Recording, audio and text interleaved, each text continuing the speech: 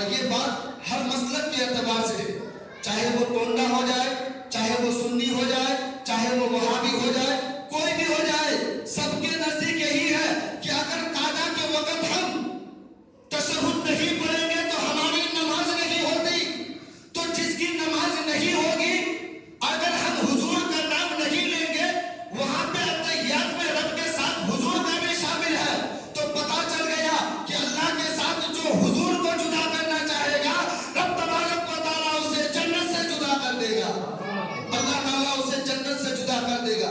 بات سمجھ میں آئی یا نہیں آئی؟ جو لوگ کہتے ہیں کہ حضور کا خیال اگر نماز میں ذہن میں آ جائے تو ہماری نماز نہیں ہوتی، ان کو جواب دے دینا۔ اب میں بات کو آگے لے کر جانا چاہتا ہوں، یہ صرف میں سمجھایا، اور اس دن جمعہ کے روز جب میں اپنی بات کو ختم کیا تھا، کہاں تک؟ ساتوں آسمان تک اپنی باتوں کو ختم کیا تھا کہ حضور صلی اللہ تعالیٰ علیہ وسلم معراج کی رات ام ہانی کے گھر میں تھے۔ ام ہانی کے گھر سے کعبہ شریف سے مسجد اقصی، وہاں پہ نماز پڑھانے کے بعد پہلے آسمان، دوسرے آسمان، تیسرے آسمان، چوتھے آسمان، پانچویں آسمان، چھٹے آسمان، ساتویں آسمان میں حضور صلی اللہ علیہ وسلم پہنچ گئے۔ حضور صلی اللہ تعالیٰ علیہ وسلم ساتویں آسمان میں پہنچے، اس کے بعد جو باری آتی ہے سدرۃ المنتہا۔ سدرا کہتے ہیں ایک پتے کو، سدرا پتے کو کہتے ہیں جو پتا کتابوں میں آتا ہے، جو پتا ہاتھی کے کان کے طرح ہے، اور منتہا کہتے ہیں انتہا یعنی مکان کا انتہا۔ اب سدرا اور کتابوں میں مثال وہ جو سدرۃ المنتہا ہے وہ ایک پیڑ ہے، کیا ہے؟ ایک پیڑ ہے جس کا پھل ہوتا ہے ایک دم بڑا بڑا مٹکے کے طرح پھل ہوتا ہے، اور اس کے پتے جو ہے وہ پتے ہاتھی کے کان کے طرح اس کے پتے ہیں۔ حضرات محترم، اس میں آپ لوگوں کو دو روایت بیان کرنا چاہتا ہوں۔ ایک روایت میں تو یہ ہے کہ حضرت جبرائیل علیہ السلام حضور صلی اللہ تعالیٰ علیہ وسلم کے ساتھ شروع سے آخر تک رہے۔ اب ایک روایت میں آتا ہے، اے بچوں، اے سب ادھر آ جاؤ، کیا ایک دم تقریر کرنے کا موڈ ختم کر رہے ہو، ادھر آ جاؤ۔ ایک روایت میں یہ آتا ہے کہ حضور صلی اللہ تعالیٰ علیہ وسلم کے ساتھ حضرت جبرائیل جب سدرۃ المنتہا گئے، سدرۃ المنتہا پہنچے تو وہاں پہ حضرت جبرائیل رک گئے۔ رکنے کے بعد حضور صلی اللہ تعالیٰ علیہ وسلم نے فرمایا جبرائیل چلو آگے چلو۔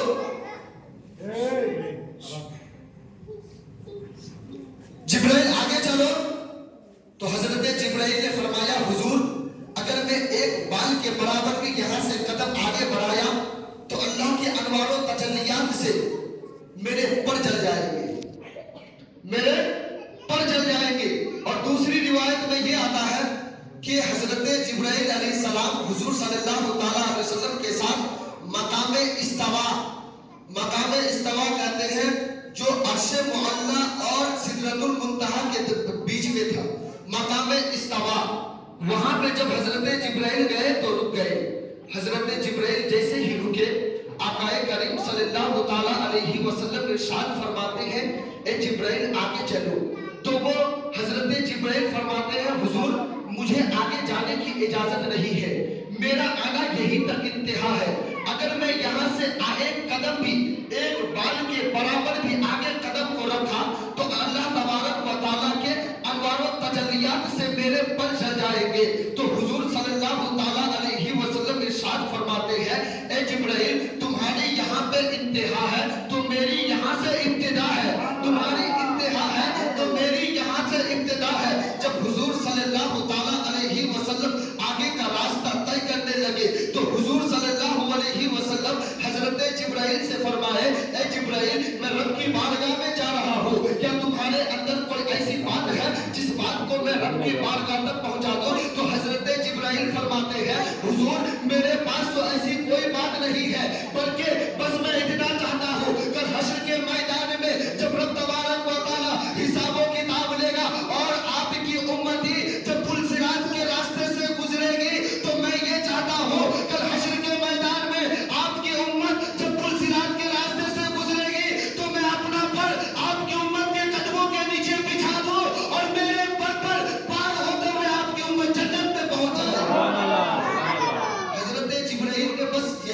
خواہش ظاہر کی کہ بس میری یہی خواہش ہے. بہت مانیں گے ابھی چپ.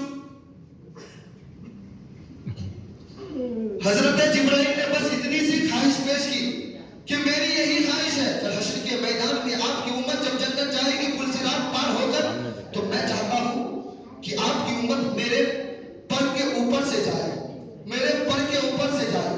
حضرات محترم, حضور صلی اللہ علیہ وسلم اپنا سفر جاری رکھا, جاتے گئے, پردے آتے گئے, اور رب تبارک و تعالیٰ کی بارگاہ میں پہنچتے آپ لوگوں کو میں اس دن بتایا تھا کہ 70,000 پردے حضور صلی اللہ تعالیٰ علیہ وسلم نے پار کیا. اور ہر ایک پردہ کا سفر, یعنی کہ جس طرح ہم یہاں سے بسٹن جاتے ہیں تو ہمیں کتنا سمے لگتا ہے, اسی طرح ایک پردے سے لے کر دوسرے پردے میں جانے کے لیے 500 سال لگ جائے گا, ایک پردے سے دوسرے پردے میں جانے کے لیے.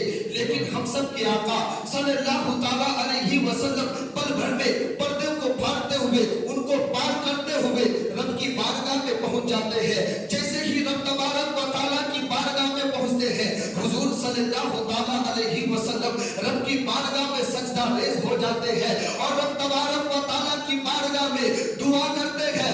اپنی امت کی یاد جیسے حضور کو آئی, تو حضور کو جیسے ہی اپنی امت کی یاد آئی, تو حضور نے رب کی بارگاہ میں کہا, مولا میری امت گنہگار ہے, میری امت خطا کار ہے, میری امت سیاہ کار ہے, لیکن تو غفور رحیم ہے, تو رحیم ہے, تو میری امت پر رحم فرما. مولا میری امت گنہگار ہے, لیکن تو کریم ہے, میری امت پر کرم فرما. مولا میری امت خطا کار ہے, لیکن تو غفور ہے, تو میری امت کی مغفرت عطا فرما. حضور صلی اللہ تعالیٰ علیہ وسلم رب کی بارگاہ میں گئے, سجدہ ریز ہوئے. آپ میں ایک بات بتانا چاہتا ہوں, جیسا کہ آپ لوگوں کو میں سوال کرنا چاہوں گا کہ اگر آج آپ کسی کے گھر جاتے ہیں تو کوئی تحفہ لے کر جاتے ہیں نہیں؟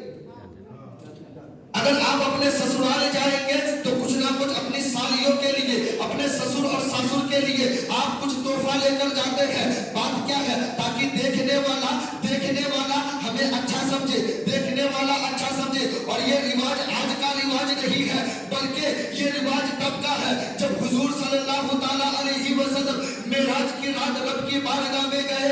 معراج کی رات اللہ تعالیٰ سے ملنے کے لیے گئے, اس وقت کی بات ہے. حضرات محترم, جب آقا کریم صلی اللہ تعالیٰ علیہ وسلم اللہ تبارک و تعالیٰ سے ملے تو رب تبارک و تعالیٰ فرمایا, اے میرے حبیب آپ کو معلوم ہوگا اگر کوئی آپ کو میں نے دنیا میں بھیجا ہے اور دنیا کا رواج آپ نے دیکھ کر آیا ہوگا. دنیا والے اگر کبھی کسی کے گھر جاتا ہے تو کچھ لے کر جاتا ہے. آپ میرے گھر آئے ہیں, آپ میرے لیے کیا لے کر آئے ہیں؟ تو میرے آقا فرماتے ہیں, التحیات للہ والصلوات والطیبات.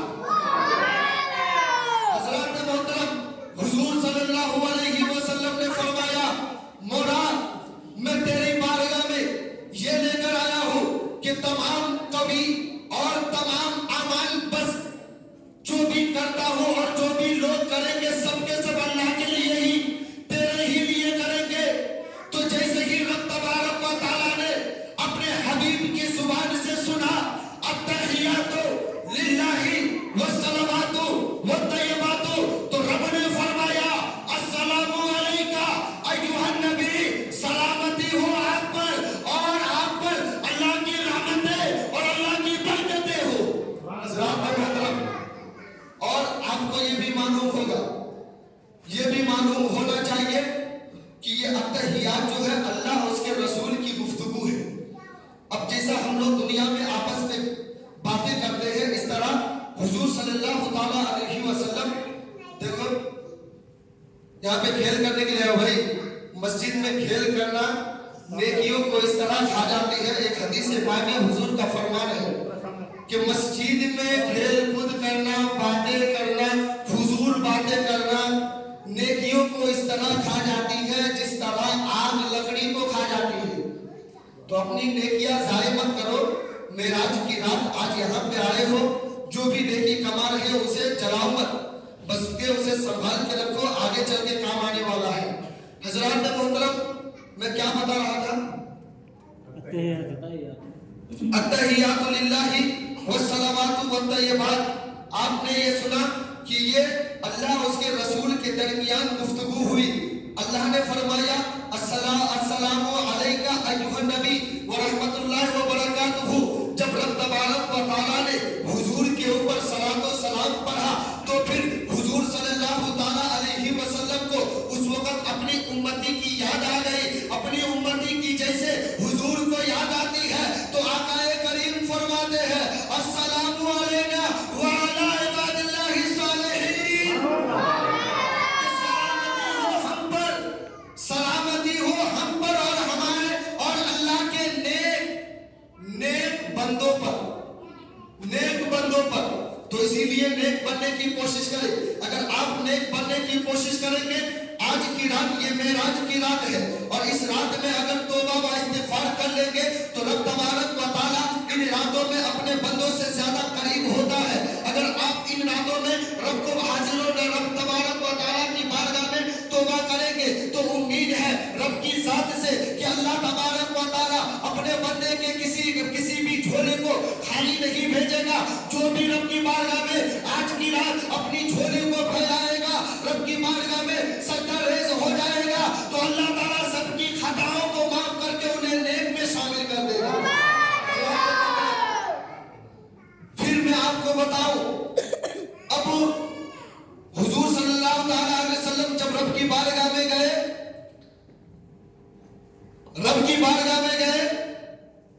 تو رب کے لیے تحفہ لے کر گئے نا. رب تبارک و تعالیٰ کے لیے تحفہ لے کر گئے حضور صلی اللہ تعالیٰ علیہ وسلم. اب حضور کا واپسی آنا ہے، واپسی ہونا ہے. تو آپ بہت سارے گھروں میں یہ بھی دیکھے ہوں گے کہ جب مہمان گھر میں کسی کے گھر میں جاتا ہے، جب واپس آتا ہے تو کچھ نہ کچھ گھر والے دیتا ہے. کوئی جو اچھے ہوتے ہیں تو کچھ نہ کچھ واپسی میں دیتے ہیں. اگر کھانا ہونا اچھا بنائے گا تو کھانا ہونا دے دیں گے کہ گھر والے کو لے جا کے کھلا دینا، گھر والوں کو لے جا کے کھلا دینا. اب میں آپ کو بتاؤں کہ حضور صلی اللہ تعالیٰ علیہ وسلم رب کی بارگاہ میں گئے اور رب کی پاکی بیان کیا. اب حضور کا واپسی آنا ہے تو حضور نے فرمایا مولا آخر مجھے معراج کس لیے بلایا ہے، بات کیا ہے؟ تو اللہ تبارک و تعالیٰ فرماتا ہے نمازوں کے لیے. اور وہ نمازیں جن کو آپ لے کر جائیں گے اور آپ کی امت اسے ادا کرے گی اور آپ کی امت کے لیے میں جنت کو بنایا ہوں اور آپ کی امت گنہگار امت اسی نماز کو پڑھ کے جنت کو حاصل کرے گی. لیکن اگر ہم جنت کی خواہش تو کرتے ہیں لیکن ہم نمازوں سے دور ہیں. اب میں آپ کو بولوں تو حضور صلی اللہ تعالیٰ علیہ وسلم نے فرمایا مولا ٹھیک ہے اگر نمازوں کے لیے بلایا ہے تو مجھے تحفہ دے دیجئے. اللہ تبارک و تعالیٰ فرماتا ہے میرے حبیب میں نے آپ کو 50 وقت کی نمازیں ادا کی. کتنے وقت کی؟ اسی بات کو یاد رکھیے گا اور وہ لوگ کو تھوڑا خاموش کر دیجئے. اسی بات کو یاد رکھیے گا. اسی بات سے اور ایک بات سمجھانے والا ہوں. رب نے فرمایا میرے حبیب میں نے آپ کو 50 وقت کی نماز عطا کی. حضرات محترم آگے چلو. حضور صلی اللہ تعالیٰ علیہ وسلم رب کی بارگاہ سے 50 نمازوں کو لے کر آئے 7ویں آسمان پہ، 6ٹھے آسمان پہ. جیسے ہی 6ٹھے آسمان پہ آئے حضرت موسیٰ علیہ السلام سے ملاقات ہوئی. حضرت موسیٰ نے فرمایا اے اللہ کے حبیب ہم سب کی آقا آخر رب تبارک و تعالیٰ آپ کو اپنی بارگاہ میں کیوں بلائے تھے؟ تو ہم سب کے آقا فرماتے ہیں رب تبارک و تعالیٰ مجھے نماز کا تحفہ دیا ہے. حضرت موسیٰ فرماتے ہیں میرے حبیب آخر آپ کو کتنے وقت کی نماز عطا کیا ہے؟ تو میرے حبیب ہم سب کے آقا نے فرمایا کہ 50 وقت کی نمازیں اللہ تبارک و تعالیٰ نے میرے اور میری امتی کے لیے دیے ہیں. تو حضرت موسیٰ نے فرمایا اے اللہ کے حبیب میری امت بنی اسرائیل کے اوپر رب تبارک و تعالیٰ نے 2 وقت کی نماز کو فرض کیا تھا لیکن میری امت وہ 2 وقت کی نماز کو صحیح سے نہیں پڑھ سکی. آخر آپ کی امت 50 وقت کی نماز کو کیسے پڑھے گی؟ آپ رب کی بارگاہ میں جائیے اور کبھی کی درخواست کیجئے. حضرات محترم حضور صلی اللہ تعالیٰ علیہ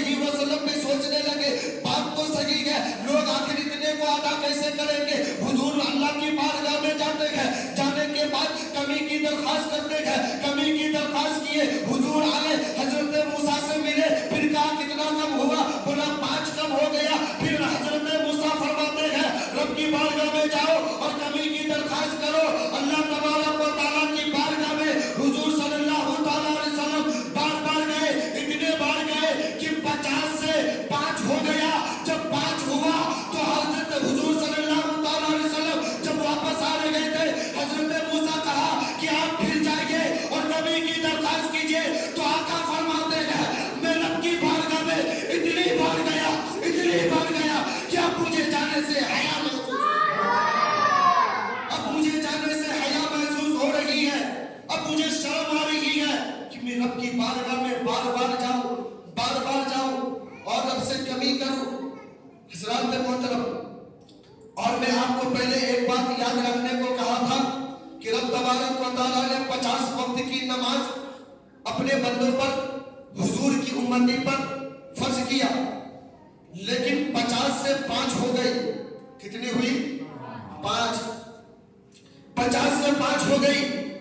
अब सवाल पैदा होता है कि हम 5 वक्त की नमाज तो पढ़ेंगे, सवाब कितना मिलेगा? 5 पढ़ेंगे, सवाब 5 का मिलेगा या 50 का मिलेगा? हज़रात मोहतरम, आलम तसव्वुर में रब की बारगाह में जाइए और रब तबारक व तआला से सवाल कीजिए, परवरदिगारा पालनहारा, तू अपने हबीब को मेराज बुलाया था और मेराज की रात तूने अपने हबीब पर 50 वक्त की नमाज को फर्ज किया था, और फर्ज करने के बाद तेरा हबीब तेरी बारगाह में बार बार आए, कमी की दरखास्त करते गए। आप कब करते गए? 50 से आपने 5 अता किया और 5 नमाजों को दिया।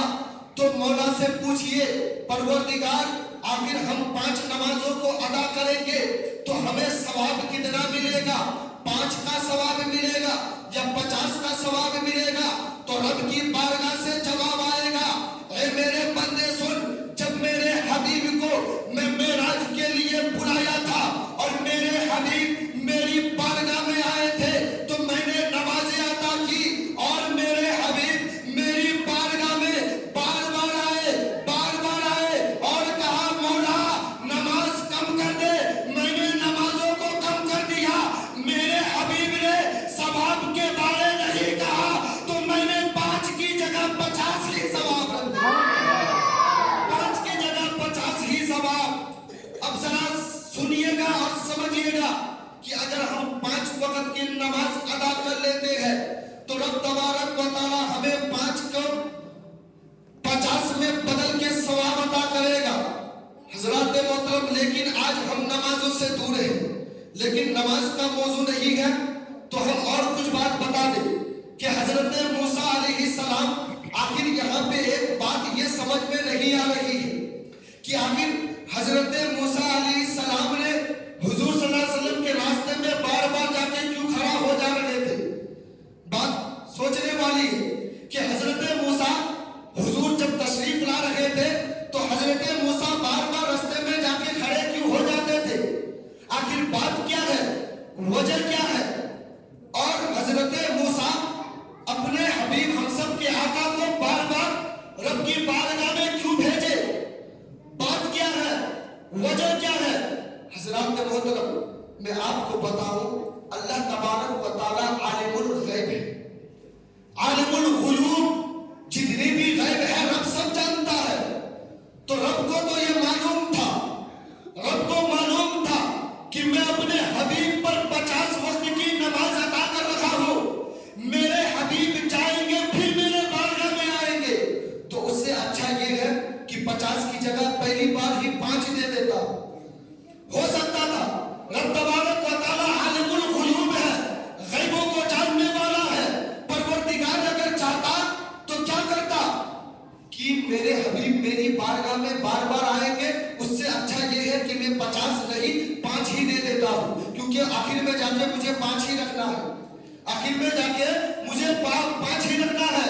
और हजरत मूसा अलैहिस्सलाम इधर रास्ते में बार बार खड़े हो रहे हैं और हुजूर को बार बार रब की बारगाह में भेज रहे हैं।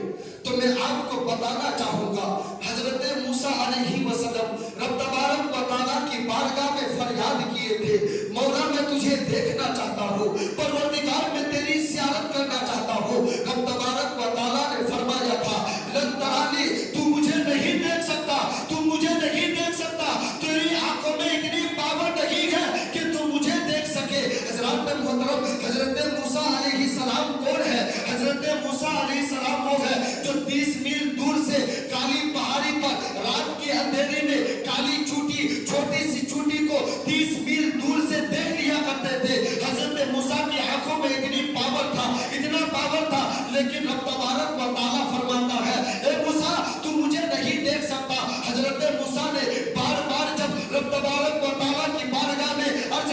کیا تو رب نے فرمایا اگر تم اتنی ہی دیکھنے کی خواہش رکھتا ہے تو ٹھیک ہے، پہلے میں اپنی تجلی اپنی انوار پہ کوہ طور کے پہاڑ پہ ڈالوں گا اور اس میں ڈالوں گا، اور جب تم اسے کوہ طور پہ میری تجلی کو دیکھو گے، اگر دیکھنے سے تم برداشت کر لی گے تو میں تیرے سامنے آ جاؤں گا۔ حضرت موسیٰ علیہ السلام کوہ طور پہنچتے گئے اور حضرت موسیٰ علیہ السلام ایک دن نہیں 2 دن نہیں بلکہ ٹوٹل 40 دن تک رب تبارک و تعالیٰ کی بارگاہ میں اتنی عبادت کیا، اتنی ریاضت کیا۔ رب نے حکم فرمایا تھا اگر تو مجھے دیکھنا چاہتا ہے تو پہلے 40 دن تک اتنی عبادت کر۔ حضرت موسیٰ علیہ السلام کوہ طور پہنچتے گئے، پہنچنے کے بعد جہاں پہ رب تبارک و تعالیٰ اپنی تجلی ڈالا، حضرت موسیٰ دیکھ کر میں خوش گر پڑے۔ تو میں آپ کو بتانا چاہوں گا کہ اس رات حضرت موسیٰ بار بار رب تبارک و تعالیٰ کی بارگاہ میں حضور کو اس لیے بھیجتے تھے تاکہ حضور اپنی آنکھوں سے رب کو دیکھ کر آئے اور میں رب کی تجلی حضور کی آنکھوں میں دیکھ۔ رب تبارک و تعالیٰ جانتا تھا کہ میرا کلیم چھٹے آسمان پر مجھے بار بار دیکھنے کے لیے انتظار کر رہا ہے۔ اللہ تبارک و تعالیٰ جانتا تھا کہ میرا کلیم مجھے تو دیکھ نہیں سکا، لیکن میرے حبیب کی آنکھوں میں وہ پاور ہے، تو میرے حبیب مجھے بار بار دیکھیں گے اور میری حبیب کی آنکھوں میں حضرت موسیٰ بار بار دیکھ کر میری زیارت کر لیں گے۔ معراج کا سفر ختم ہوتا ہے، اب واپسی جب 5 نماز لے کر حضور صلی اللہ علیہ وسلم واپسی ہوئے تو حضرت جبرائیل پھر حضور کے ساتھ